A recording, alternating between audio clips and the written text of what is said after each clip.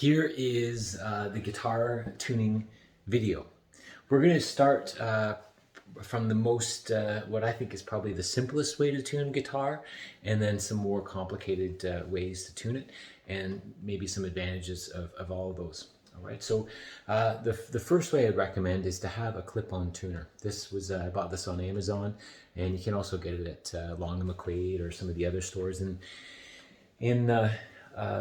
Kingston if you choose. All right, and hopefully you can see this as I actually tune it. Well, I don't know, we'll see if it shows up. But guitar tuner is fairly simple. You clip it onto your headstock. Okay, that's where the tuning pegs are. And I'd start with the lowest string, and you can see it lights up. And so from your side, if it's going to the left, it's flat, and it must be tightened. Okay, if it's going the opposite way, it's too sharp, and it needs to be loosened. Okay, so right now, you can see this. It is heading towards the too sharp direction, so I need to loosen that. And if you don't get it right, your ear will tell you, okay? Okay, so I just loosened the peg and I went clockwise. If you mix it up and you go clockwise or counterclockwise, it doesn't really matter, but your ear will tell you. So there it's getting higher. There it's going lower.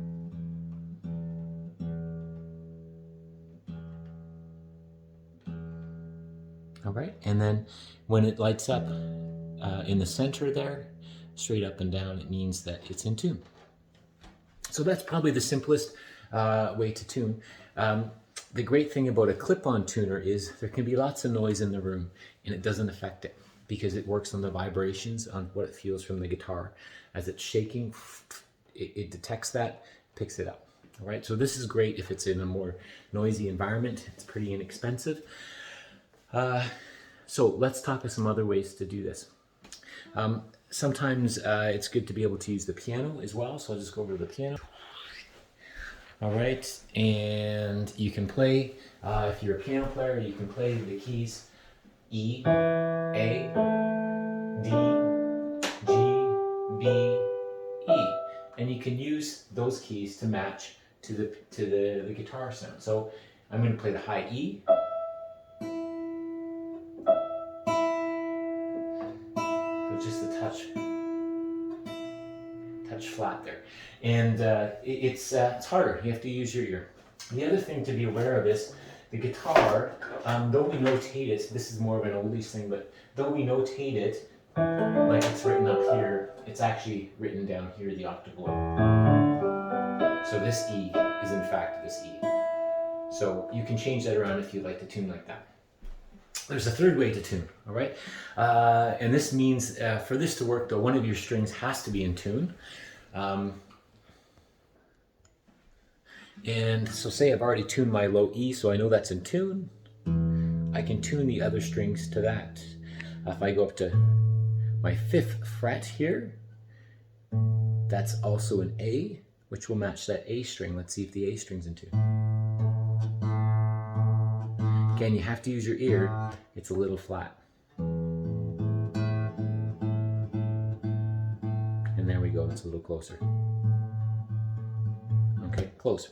All right, so that's the third way. And then the fourth way is, if my phone is charged here, I'll see if I can do it. We'll try it.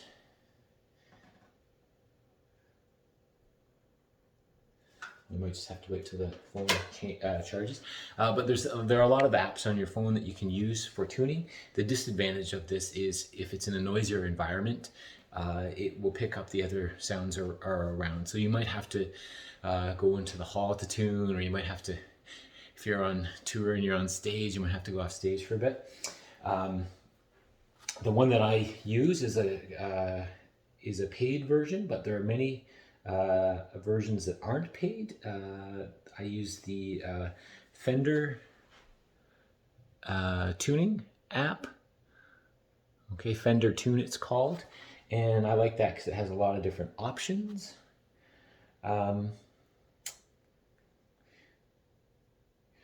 I tend to use the one called the Pro Tuner, which is exactly the same kind of display as the tuner, um, the electronic clip-on tuner. So play my E here. You can see it's still just a tiny bit sharp. All right.